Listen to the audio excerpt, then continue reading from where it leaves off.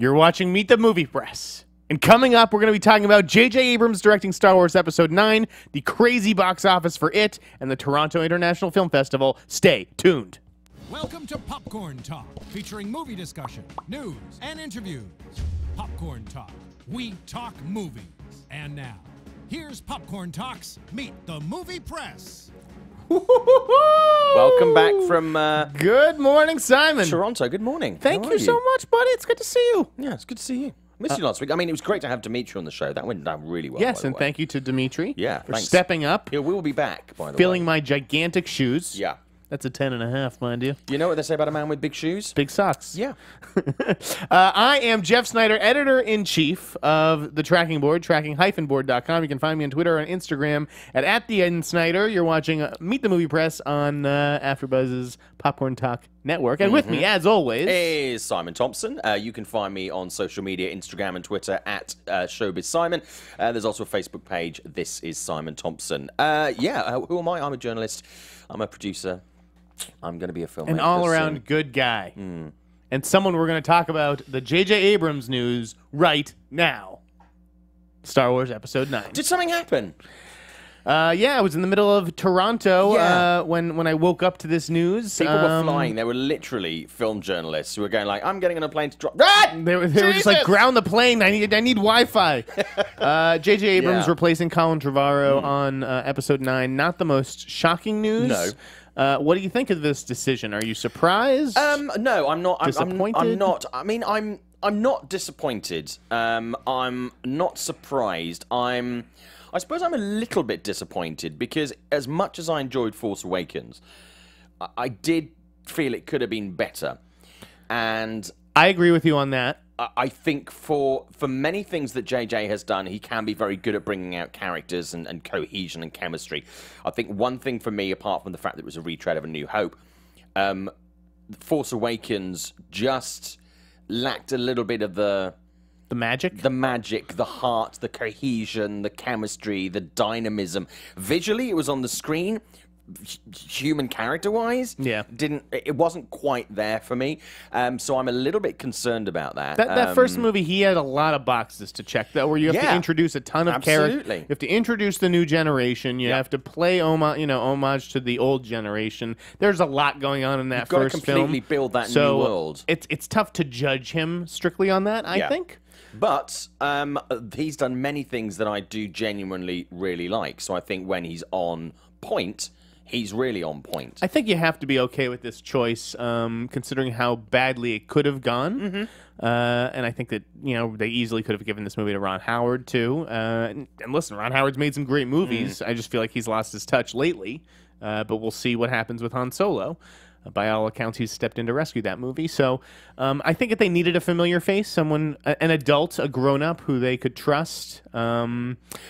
Go ahead. We touched on this previously. I think they might be getting a little bit tetchy, like they've perhaps had their fingers burnt lightly. And what they're doing now is they're just looking again at, everything that they're doing moving on from here and going like, we just need familiar faces, safe pair of hands, tentpole directorial name on there, as well as having a movie that people want to see. The spin-off stories, I think that is where you can play a little bit and gamble, even though they have done that and it has blown up in their face both times on Rogue One and Han Solo. I think, again, we talk a lot about equality in this business. Yeah. And Kathleen Kennedy, I feel like, really gets the benefit of the doubt because she's a woman. I feel like there's a lot of men who don't want to criticize her or don't feel comfortable criticizing her or hold back or something. Like, you have to treat her like a male executive. And if this was a male executive and this shit was going down on their watch, you'd be like, heads are rolling. Now, Kathleen Kennedy is also, one of the best in the business at what she does. Yeah. And she also has delivered a string of hits for Lucasfilm. That is her job. Yep. And as long as these movies, continue to make $1 billion or close to it, she's going to be fine. I mean, you can't really justify getting rid of her if the movies end up working. As far as the J.J. Abrams of it all, a little disappointing in that he would go back to this well. Like, I'm glad that they're giving him the chance to finish what he started, but who is J.J. Abrams as a filmmaker? We've seen Mission Impossible, right? We've seen Star Trek, 1 and 2, right? Yep. Or did he do 2? I don't even remember. He did do 2, yeah. Yeah. We've seen Star Wars, and then so the most original movie he's made is Super 8, which is really just an homage to Spielberg and Amblin movies. Yeah. So, like, I wish that J.J. Abrams had been developing something, you know, in this interim between Force Awakens and now, and just, you know, put forth an original movie, because I still am not sure who he is as a storyteller. Well, he started out as doing more original stuff, and then I think he has become this reliable, safe. The stuff pair on of television hands. has been very original. I but would like to see, and it, you know, not always, you know, it's been successful, but not always successful. If you understand what I mean. Some things have worked better than others. But I mean, I would like to see creative JJ. But there's still this weird thing in Hollywood where I had this conversation with I've had it with a number of producers at a senior level in the last couple of weeks, where they can get frustrated by the fact that Hollywood is desperate for these new ideas and new directors and new fresh creative IPs, yet they're absolutely terrified of these new creative IPs and these new creative directors, because there is a 50-50 chance that it won't work. JJ has announced a million things that he's developing at Bad Robot 2, and a lot of them are original properties, or not, you know, based on a really familiar IP. And, you know, why haven't those projects moved forward? It's as you say, you know, studios are afraid to gamble on those original ideas, even with a filmmaker like J.J. Abrams. Well, I had this conversation with with Jason Blum this week, and I was saying, you know, what do you feel about it being successful? And it has been a monster hit, pardon the pun.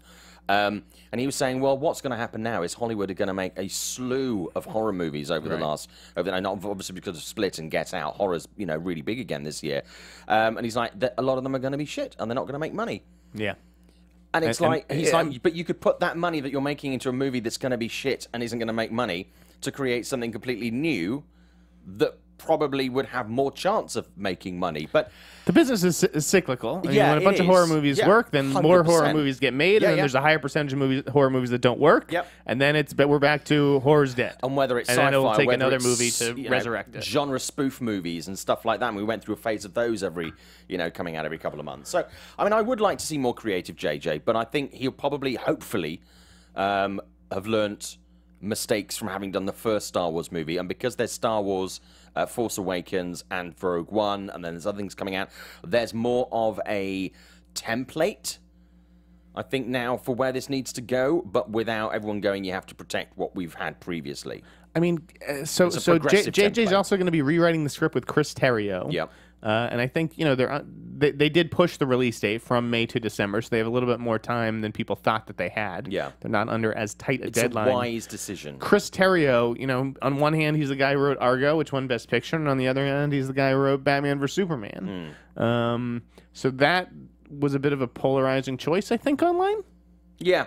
I definitely saw some people scratching their heads about Terrio, but, you know, JJ can't do it all. So, you know, they have to leave Chris to sort of focus on the script while JJ preps his vision, so well, like to speak. you say, he's got other balls in the air. JJ isn't dropping everything and just doing Star Wars. I mean, it feels like he is. What else has he got? Well, I mean, he's always got some other things in the background. Like you say, I mean, some of the projects that he was attached to, or some things that have been mooted that he's doing, are not killed. No, they're not killed, but they're shifted to the back burner. Yeah. I think, you know, he definitely has to focus on Star Wars starting immediately. So let's just, I mean, look at the upgrade. So Colin Trevorrow to J.J. Abrams, this is a good thing for the movie, right? Yeah. It is. I think overall it is, yeah. Yeah. For J.J. Abrams, again, I don't know why he needs this movie, but I like that they're giving him the opportunity to finish what he started. I think he'll have more room to play. The Lucasfilm Story Group, like, don't they know where this story is ending? Like, don't they know what Episode 9 is by now? It seems like a lot of writers, because Jack Thorne was just brought in like a month ago to work on, you know, when Colin Trevorrow was still doing it. I think they have. I think the answer is yes and no to that. I think they know where the story is going. I think also they are kind of like a 1 foot out of the bed where it's like, okay, great. If it's still making money and it's still popular, do we need to end it where we thought we would end it? So I think they've kind of they've drawn a map of where they want this to be. Are you suggesting this won't be like a self-contained not self-contained, but a trilogy essentially that the story could continue into an episode 10? Or I think ultimately, if people want to see more Star Wars, if there's still a thirst for Star Wars and the returns are still as big for Star Wars properties, they would be churlish. I guess they obviously there's going to be a 10th Star Wars movie. It's just a matter of whether that is continuing the story of Rey and Finn. The Skywalker saga is expected to end with Episode 9. I think they would wrap that up. But I don't care. Ultimately, it's all speculation. It's all just opinion. But I think they would find a way of, if they decided to end the Rey Skywalker storyline, and they still wanted to go, we've still got some life in this. They will find a way. Life will find a way of finding new characters or building new characters into that to take it forward. Are you aware of the power struggle between Abrams and Kennedy on the first film? No. Yeah, I mean, I had always heard that those rumors that those two, obviously very strong-headed people, clashed a bit, and that JJ ended up winning in shifting Star Wars from May to December. He ended up getting that extra time that he was fighting for, but then he wasn't. It was my impression that JJ Abrams took Star Wars: The Force Awakens under the impression that he would have a big role in the larger Star Wars universe that didn't manifest itself. Like, he hasn't been involved in the spin-offs. I think he's an executive producer on Episode 8, but that was really Ryan's movie. Yeah. He's not like a full producer, and I don't think he was even going to be involved in Episode 9 when Colin was doing it, unless as an obligatory EP in name only. So I wonder how Kathleen sort of convinced him to come back. Since by all accounts they didn't have the best working relationship, but clearly she is willing to look past all those differences because she needed him. True, but also many times in Hollywood, some of the finest work has come out of people who don't have the best working relationships. And that it's an alliance that sometimes you have to form where you want to make sure that the product that you're putting out, that you're responsible for, and if that person that is the best man for the job isn't perhaps your favorite guy, to have, sometimes you just gotta go, listen, shit, I just gotta, JJ is gonna have a lot of leeway here because... But also, J.J. Abrams doesn't do anything J.J. Abrams doesn't want to do. He doesn't have to do projects that he doesn't want to do. So there's something here. I'm just saying, special sauce. He's got her by the proverbial balls here because she can't afford for him to leave. If J.J. Abrams were to leave this movie, she would be gone. I'd put $50 on JJ not going anywhere with this. Yeah, I mean, he's going to be able to do whatever he wants and end it the way he wants. I'd go even further to say, I'll tell you what, if I think she likes what she sees when work starts, I would not be surprised if he was announced as a director for another Star Wars project. I can't imagine he'd want to continue beyond 9, just because now there's people being like, well, when are we going to see an original J.J. Abrams movie? Why do you think Ryan didn't come back? Why do you think he wasn't interested? I don't know. I mean, he seems to, from what he was saying socially, he seems to have had, a positive experience. But an exhausting one, I'm sure. Thing. All these things are. And I think once you've done a project like that, if you realise that I'm very pleased with the way it's gone, I'm very proud of the way it's gone, but I don't want to go back and do that again. I kind of respect that. Sometimes you're like, I'm glad I did the experience. Right. Even when things go horribly fucking wrong. I'm glad I did that. I learned some lessons, putting that to bed, and I'm moving on. That is what we discount, is that for us it's a movie and for them it's an experience. It is 2 years of their lives or more. It's difficult making a movie full stop. If we've been on movie sets, we've seen how these things go, the politics, the minutiae of the detail. And can you imagine that ramped up to the level of like a Star Wars movie or an Avengers movie or something else? That is just... Well, think of all the energy. That's a 2.5-year ride. Think of all the energy we spend talking about not just Star Wars, but Marvel and DC and all this shit. And then if you're Rian Johnson, all that stuff is just about one movie, Star Wars 8, When these stories break and when we find out about these things, this is not day one of a road trip of a movie. Day one for people's involvement, discussions, understanding of exactly what the project involved, that started back here. We're getting in the car about here, kind of a third of the way along. Shit's already intense. Ryan seems like the kind of guy who did this movie to have the experience, and so once it proves to be a big hit, and by all accounts, it's going to be. It looks awesome. Then he'll get back to doing the movies that he wants, the smaller films, the weirder movies. Yeah. JJ had that opportunity, but wasn't interested in it. He just wants to do the big movies to continue doing big movies, it seems like. Do you know what? And not that there's anything wrong with that. No, I mean, if I was J.J. Abrams or any director like that, and someone came to me and said, "Do you want to do these huge landmark movies that are going to get out in movie history?" It's difficult to say no to. Sure. So. Yeah. Should we move on from Star Wars? Yeah, let's do that. And we're just just getting some people have mentioned in the chat about a story that's breaking on the website. Hey, you guys. And oh boy. Yeah. What is this? Well, let me prefix this. Their exclusive is that Matthew Vaughn confirms talks for the next Superman film. So what they're saying is that they have received confirmation that Matthew Vaughn is in talks with DC about the sequel to Man of Steel. Could be a whole new take on the cinematic Superman. They haven't said where that's come from. They haven't said anything else over and above that. They've quoted previous quotes from Vaughn in interviews that they've done, and they interviewed him for the Golden Circle, where Vaughn confirmed that they're doing another Kingsman. He has had chats about Superman. He loves Superman. If somebody asked me to do Indiana Jones, more of the superheroes or Star Wars, the fanboy in me can't help but be excited. So he's confirming that he's had conversations about Superman. That does not confirm that he is doing Superman. But as we've said, I'm only addressing this because people have mentioned this. Oh, okay. Let people me are finish. mentioning it. That a lot of people have a lot of conversations about a lot of things in Hollywood. They don't go anywhere. So he's had a chat. He's probably had more than one chat. That does not mean that this is going to go anywhere. That's what we know at the moment. Are these cameras high definition enough to see my eyes rolling? They almost rolled into the back of my head. I actually got a good look at what's behind me. Okay. What Superman movie?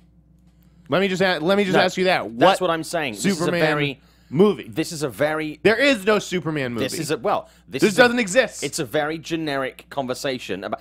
He talks about Star Wars in there. He talks about other things. It's a generic junket question where you say, "Would you do?" I ask this stuff all the time. Would you do a Star? Would you do a whatever? And so, do you know why people ask those questions, Simon?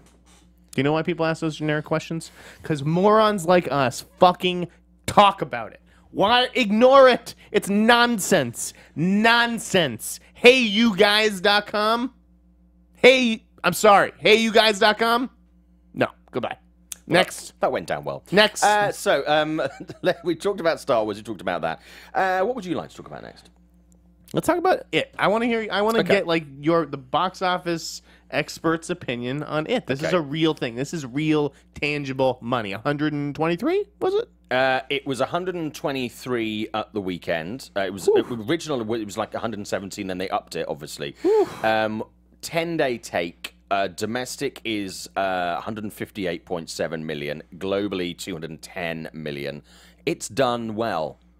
You could say that. It has done well. It exceeded my wildest expectations. It exceeded everybody's wildest expectations. Tracking had this thing at 40 at first. It crept up to as high as 80 and went to 120, which goes to show you how fucking worthless tracking is. I don't even know why studios bother paying for this service. It's absurd. It is toilet paper. It's fairy dust. Tracking. It's garbage. 123 million. Hats off to Warner Brothers and New Line. Yep. I wish they'd made a better movie. I wasn't a huge fan of the movie. I think it had a lot of problems. What did you think? I really liked the movie. I also think it had flaws. It had problems. What I really liked with what they'd done with it was it wasn't an out-and-out horror movie. The best part of the movie for me was the relationship with the kids and the drama, and I loved the way they handled the humor. I thought the way they did Pennywise was brilliant, and I thought absolutely delivered. And I liked the fact that they were quite confined in their scares. It wasn't like, jump, it wasn't a crowd pleaser horror. It had a brain, but I thought it was a little bit overlong.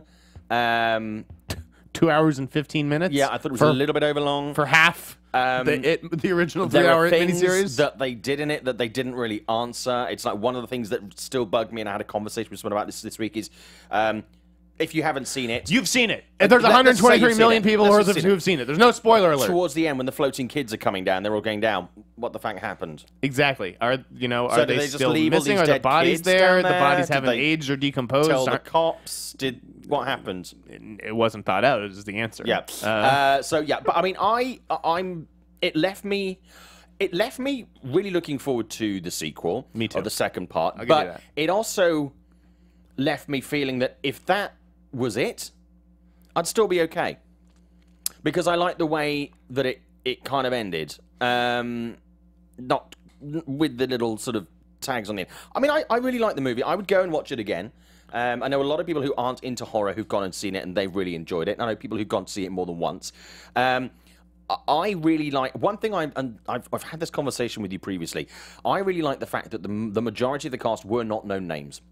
Oh, yeah. The cast is great. The cast is uniformly great. So you watched the movie, you weren't watching well-known actors playing a role. And I think that is something that they should look at. Everybody's doing think pieces this week online about who do we know out there acting currently who should play the adults. I say... Hollywood probably doesn't give a shit what I say, but I say use unknown and up-and-coming with one or two quite well-known names in there as well for the sequel, because this is proof that if you make a good movie, and it's now a strong IP, a very strong IP for Warner, it's the film that will sell itself. You don't have to have the distraction of some huge names like Amy Adams, Chris Pratt, someone like that. I 100% agree with you. Do that, and it also maintains that authentic feel, natural thing, and I think you'll have better chemistry, better dynamics. You'll have actors, but they won't be acting with a capital A, and you're not then following on. What are you? You know what that is? Glory hole? That is the 0% chance that they're going to listen to us. No, the sequel is going to be Jeff, stacked. I am under no illusion. I that know. Warner Brothers sits there in Burbank, just around the corner from here, and going like, "Oh, what did Jeff and Simon think?" I don't believe that for 1 second. There are some studios that do that. Well, I have an ear at Warner, so perhaps I can have a little word. But I just think that they should do that. But you're right. Fantastic You're response right. this week. The sequel is going to be stacked full of movie Can I stars. also just say, for those, I'll address the camera for this. The people in Hollywood who say that horror doesn't sell. Just saying. This year, we've had some very strong horror movies that have done very well at the box office. I'm just curious. If you do good horror movies, people will watch them. Except this movie wasn't scary. I don't even know why we're calling it a horror movie. It wasn't scary at all. Even the people who liked this movie thought it wasn't scary. Warner Brothers' marketing department is so good that it creates such high expectations the movies can't possibly meet them. I didn't think it was scary with a capital S. There were moments that I was like, oh, nice little shocks. It made me tingle with fear, but not scared. Let's talk about some specifics. Okay. So you loved Pennywise. Yeah. Do you prefer Bill Skarsgård to Tim Curry? No, I don't. I don't prefer one to the other because I think the two interpretations of Pennywise are both very different, and I like, but it's a bit on the fence. But I really like both of them. I really enjoyed the darker elements of the new one, but I still like the sinister elements of Tim Curry's. I'll be honest, I didn't think this kid Bill Skarsgård could touch Tim Curry. Nah, I also thought the makeup made him look like fucking the Cat in the Hat. You didn't think he looked like Mike Myers? Don't fuck the Cat in the Cat. The Cat in the Hat. He looks just like Mike Myers in that movie. Okay, or the Grinch. I did not like the makeup. Who was your favorite kid? I really liked... There's like two answers to this question. I really liked the girl. Girl was very good. I thought she was excellent. She was good. Yeah. She was very good. I like her. She's going to be a big star. Yeah. I would have loved to have gotten an interview with her, Warner Brothers. A lot of present. Well, I also tried to get some time with the guys. They were like, no. But there you go. I loved the hypochondriac, who reminded me of like a young Rob Lowe. Yeah. His mum reminded me of a character that John Waters would put in one of his movies. I was like, holy shit, if Divine was alive now. I thought that kid was great, and I loved the fat kid. I loved Ben. Yeah. The mom, can I just say the mom jokes were on point in this movie?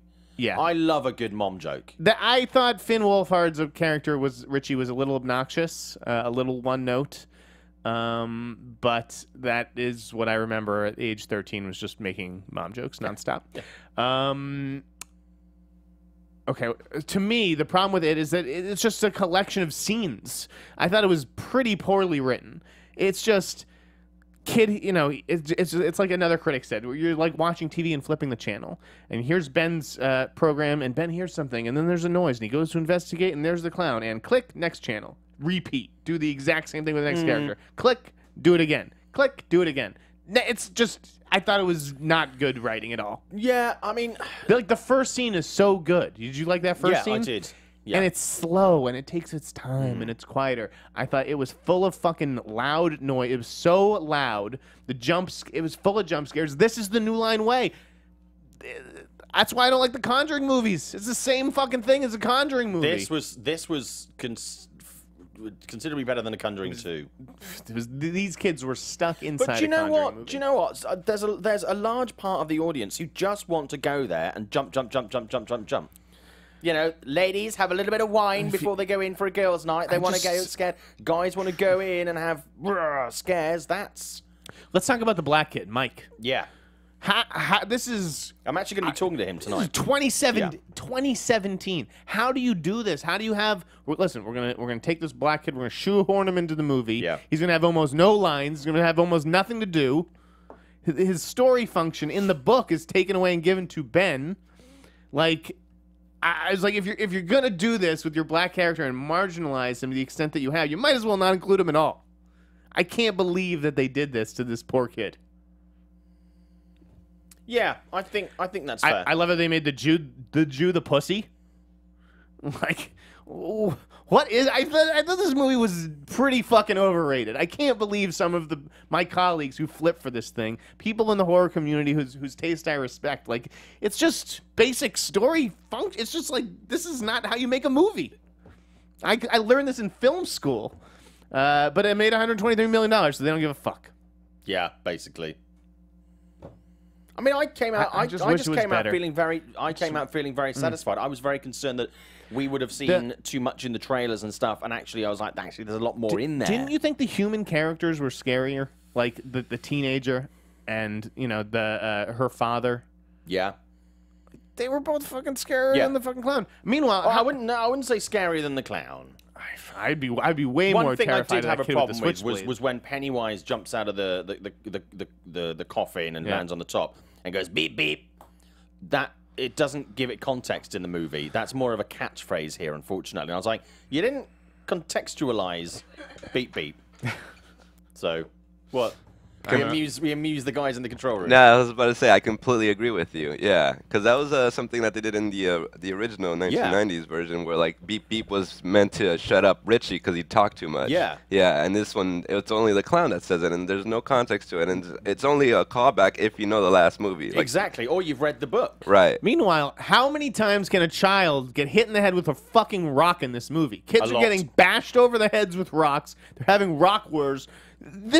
Kids die doing this. I hope kids go out and start throwing rocks at each other, and there's a huge controversy about how it inspired this. I mean, this is like one fucking cartoon. One thing around it, you're talking about controversy around the film, one thing I'm not buying is all these clowns going like, oh, you're ruining my career. I'm like, no.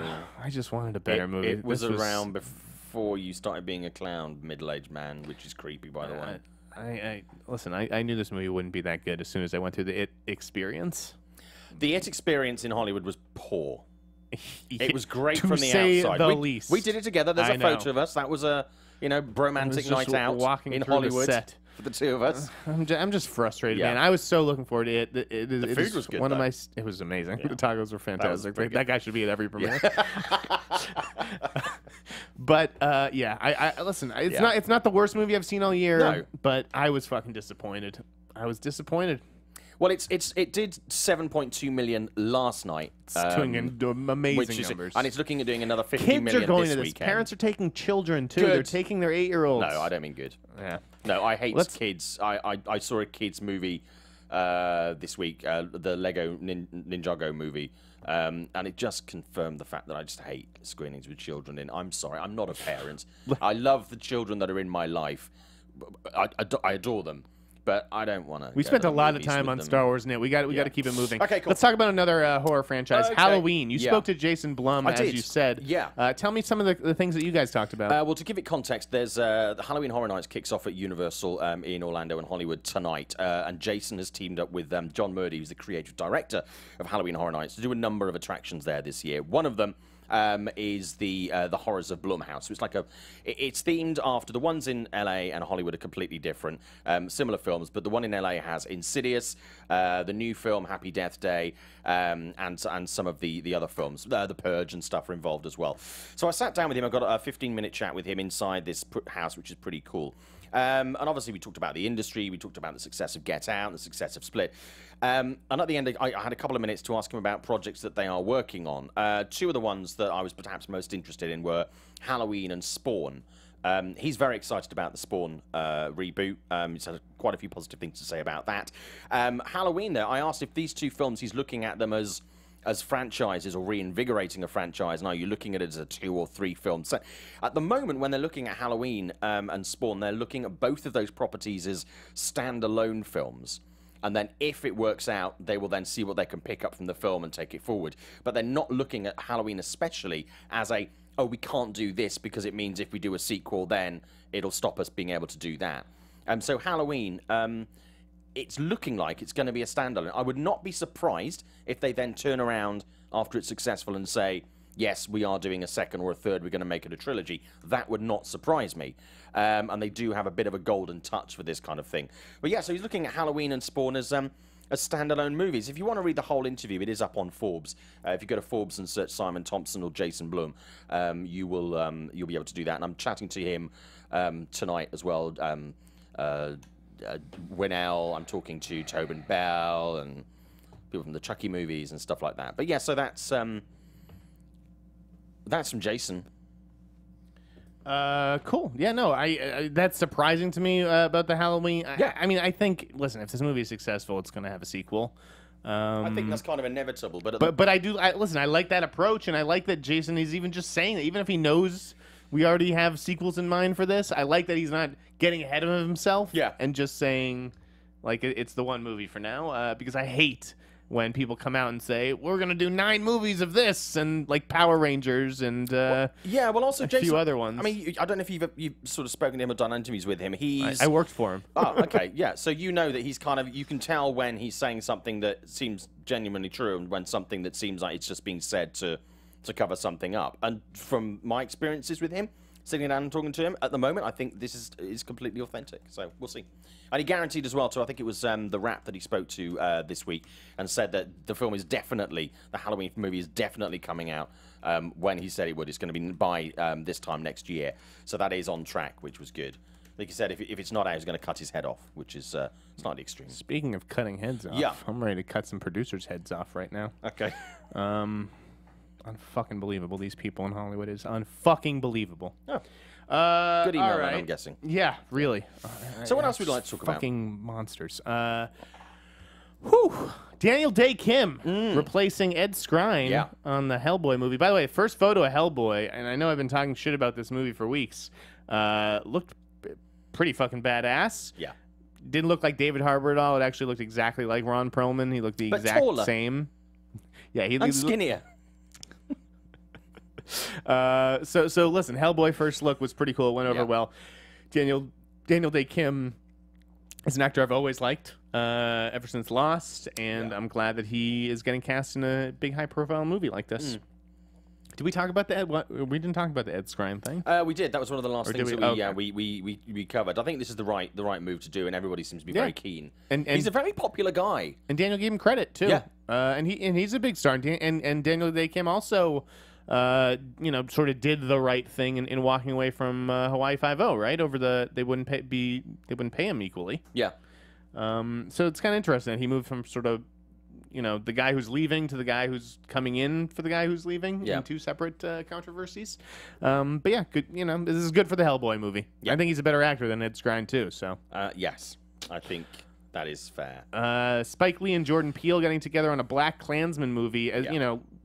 Jordan Peele, super cool. Spike Lee, I love the idea that these two guys are working together.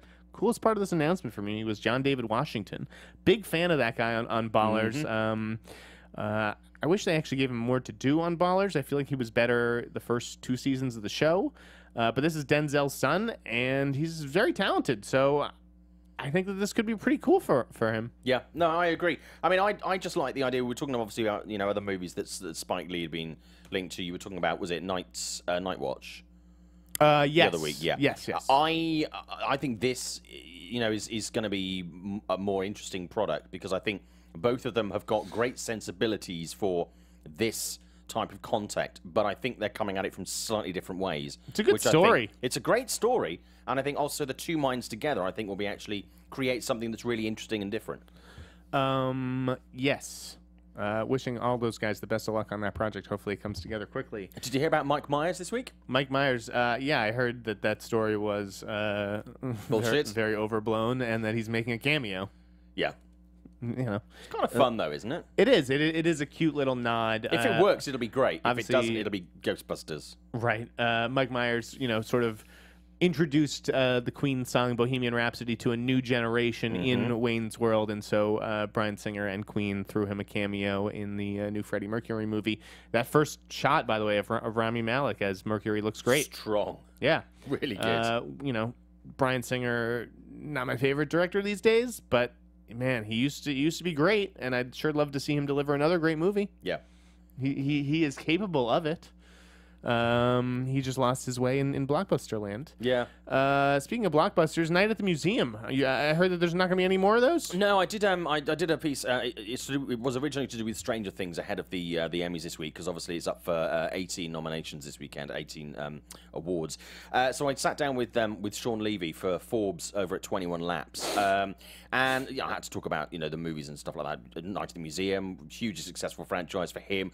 I asked him if the last one was not as successful as they would have hoped. They were declining box office over the 3 films. He's not doing another Night at the Museum movie. What they are doing is developing spin-offs from that in various formats, platforms, and countries. But he has said that even though he's not going to touch it, he's just not interested in it at all. He said if someone came to him in 10 years, like a young, hot filmmaker, and was like, I want to either take the franchise up or reboot it, he'd be like, I'm open for that, but I don't want to do it. I want to not have my hands on that one. So yeah, if you wanna check out that full interview, there's lots of interesting stuff in there actually about other projects that he's working on. We touched on it on the show last week. Again, go to Forbes and search Sean Levy or Simon Thompson, and you'll find all of those. John Wick 3 got a release date yesterday. Yes. Now coming in May 2019. Moving in with the big boys of summer. The first one opened in October. Second movie was in February. When things are a little bit lighter, this one's in May. There'll be a lot of competition. But John Wick has proven he can handle his shit. So. I mean, it's not the biggest blockbuster season, but I think he has a strong audience and it's grown. So I think John Wick 3 could be. I love action movies. Good, just balls to the wall, ass kicking action movies. Yep. John Wick delivers that and delivers good characters. So I'm genuinely really looking John Wick to is this. actually the kind of movie that the Jeff Sneider you all know and love would typically shit all over. But I actually loved it. I love the John Wick franchise. Chapter 2 was a lot of fun. Yeah. And yeah, I'm looking forward to Chapter 3. Something like Atomic Blonde wanted to be like a John Wick, but it got bogged down with all this story. Like if you're looking to just deliver thrills and Just hard hitting kick ass. action, yeah, give me like a bare bones story. Don't fucking overcomplicate it. Do you know what good film that did that? What? Expendables. Next.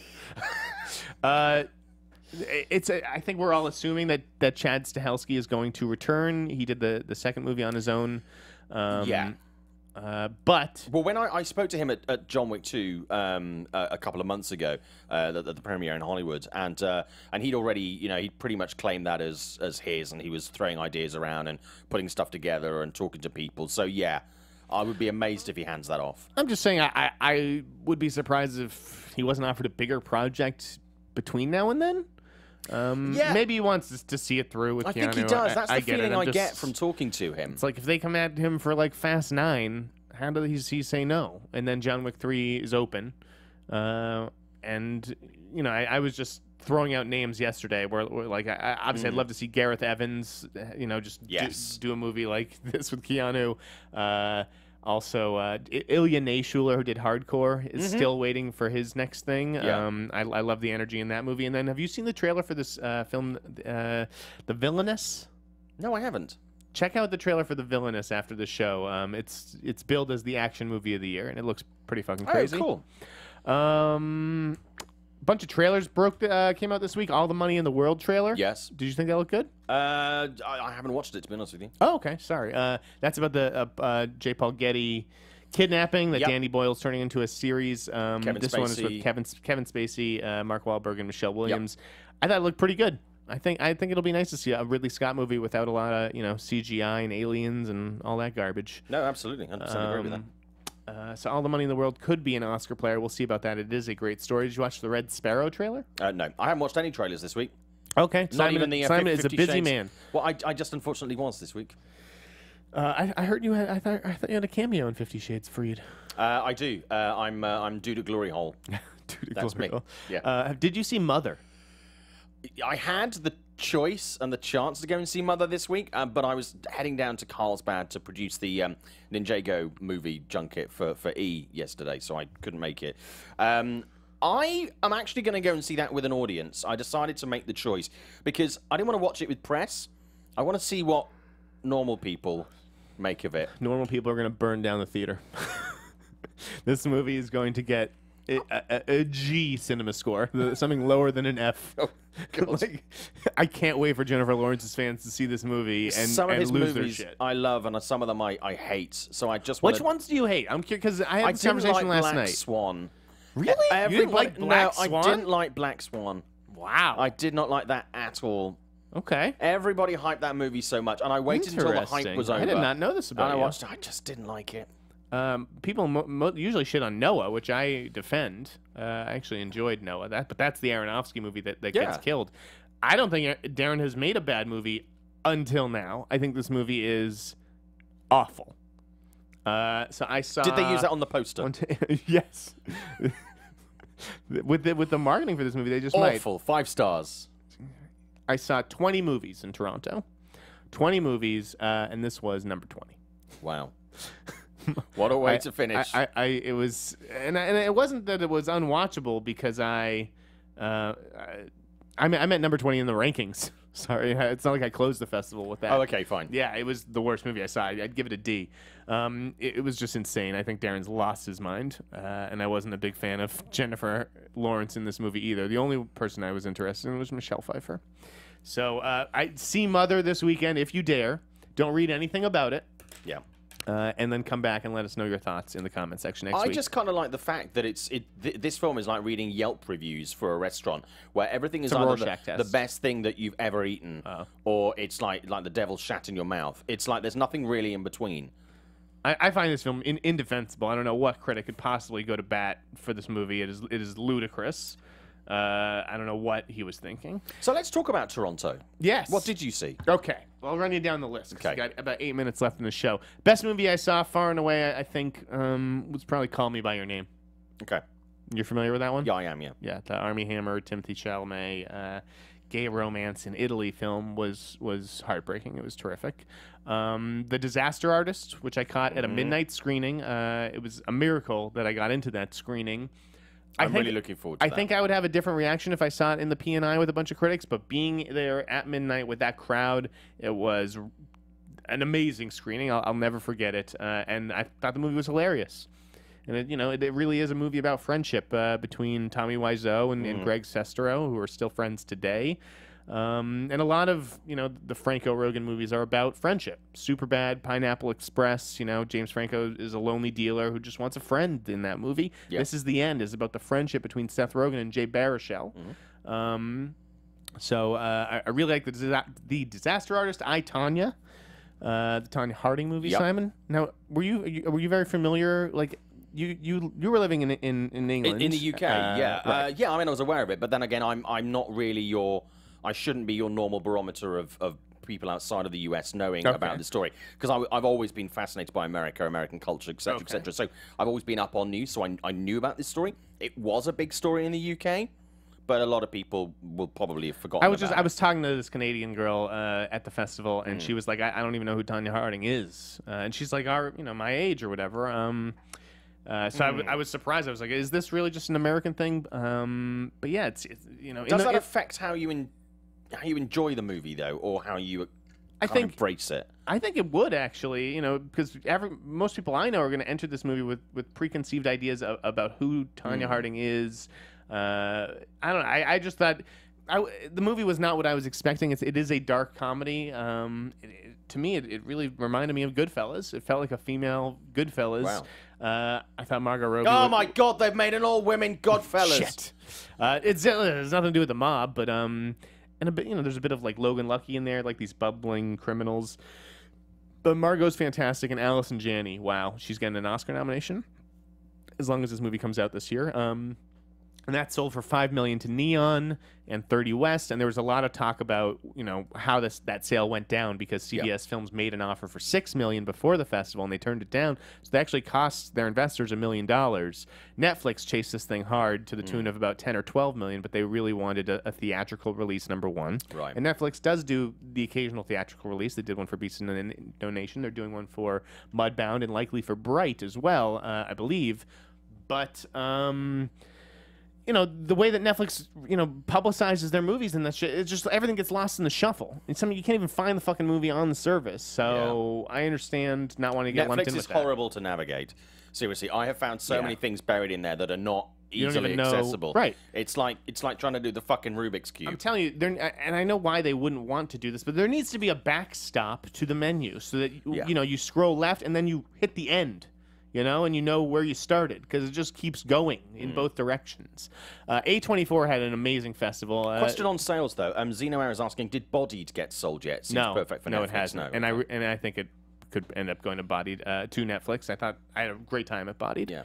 Really good start to the midnight program. It was just in the hands of a new programmer this year, Peter Koplowski, who acquitted himself very well between Bodied and Disaster Artist and Brawl in Cell Block 99, the Vince Vaughn movie. Oh my God. I love the trailer for that. Yeah, it's fucking crazy. Yeah. That is a real midnight movie. A24 had movies like The Killing of a Sacred Deer, which was very divisive. My New York editor, Ed Douglas, hated it and walked out. I loved it. I thought it was great. The Florida Project, which is getting a lot of Best Picture buzz, along with Lady Bird. I thought Lady Bird was really good, and it looks like it'll be a Globes contender, but to me it felt like more like an Indie Spirit thing than an Oscar thing. It came out of Toronto with a lot of Best Picture buzz, and I'm not sure I see that one. 3 Billboards was a lot of fun. Frances McDormand and Sam Rockwell was terrific. The Shape of Water didn't disappoint. Good. The new Guillermo del Toro movie. Another one I'm excited about. And I loved Richard Jenkins in that film. Cool. Molly's Game, strong directorial debut from Aaron Sorkin. Yep. With a great turn from Jessica Chastain and Idris Elba. Next, we're moving into the OK movies, which were a bit problematic. Roman J. Israel with Denzel Washington. A great character. He could certainly get nominated, but the story goes off the rails in the third act, and a lot of people had problems with that movie. Battle of the Sexes, the Emma Stone, Steve Carell movie, just to me felt like an HBO sort of thing. The direction felt flat. Can I just say, I think that's a terrible title for a movie. Battle of the Sexes? It sounds like a rom-com. When the first time I heard that, to me sounded a little bit like a rom-com. But it was a real thing. That's what it was really called. Yeah, no, absolutely. So I think that the audience, the people who know Billie Jean King and Bobby Riggs and watch this in real life, they're going to know what Battle of the Sexes means.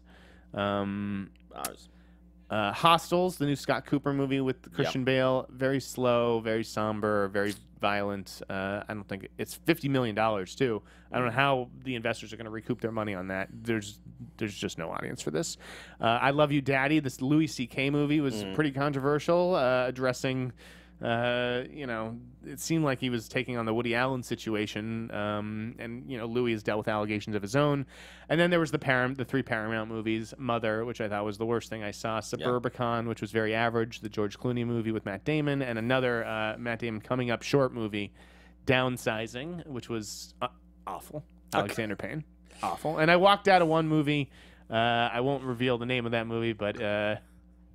I tweeted that I was going to it, and then you didn't hear anything from me about it. So, can I ask you, did you see Stronger? No, I refused to see it, actually. Okay. I just felt like you and I know Gary Michael Walters. Yeah. I had a wonderful lunch with him. We had a great talk about Stronger and about Bold. And then when it came time to deal with the publicists, nothing. I wasn't invited to see the movie before the festival. They didn't really go out of their way to, get me tickets at the festival. So I'll fucking pay to see Stronger when I can. But otherwise, fuck it. Can I just say, do pay to see it? Yeah, I'm going to. It's a Boston Marathon movie. It's Jake Gyllenhaal. Well, I love him. I actually interviewed the producers at their office over on the Disney lot week before last. The interview's going to be going up on Forbes next week. Stronger, seriously, I would be amazed if the lead cast in that and the director don't receive Oscar nominations.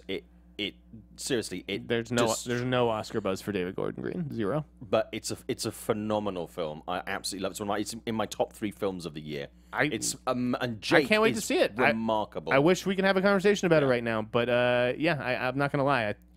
Miranda Richardson, frankly disgusted how I've been treated by the Bold publicity team. So that's that. Okay. What else? Anything else?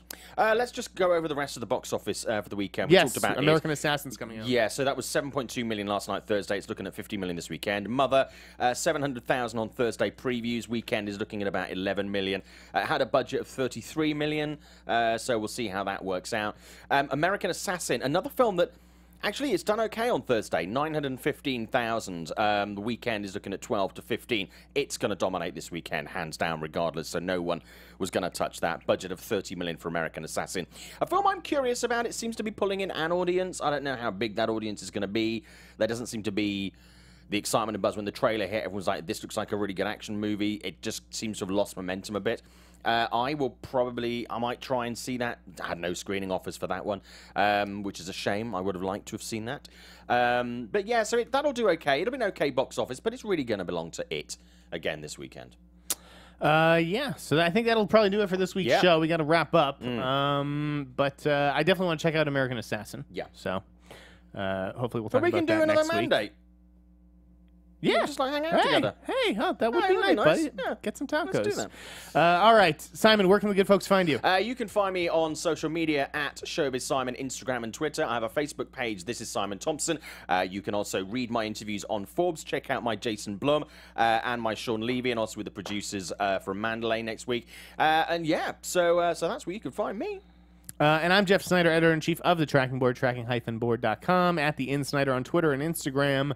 Thank you for watching the Popcorn Talk Network. Yep. Make sure to rate, comment, subscribe, all that good stuff. And if you like the show, tell people, because we're getting some really great reviews right now. People are saying the show is highly, underrated, and how they love the interaction between us, even when you're a grumpy pants, which people find quite endearing. But yeah, no, I'm just telling you guys like it is. You want to listen to a podcast that blows every fucking Hollywood movie and everything's the greatest thing ever, go fucking listen to it. This is why you love it. This is the dynamic that you love. If you like it, tell everybody, spread the word. We really, really appreciate it. See you next week! Have a good weekend! From the Popcorn Talk Network, the From online broadcast Maria network Menounos, for movie Kevin talk, Undergaro, and the Schmoes Phil Know, Svitek, and the entire Popcorn Talk Network. We would like to thank you for tuning in. For questions or comments, be sure to visit popcorntalk.com. I'm Sir Richard Wentworth, and this has been a presentation of the Popcorn Talk Network. The views expressed herein are those of the hosts only and do not necessarily reflect the views of its owners or principals.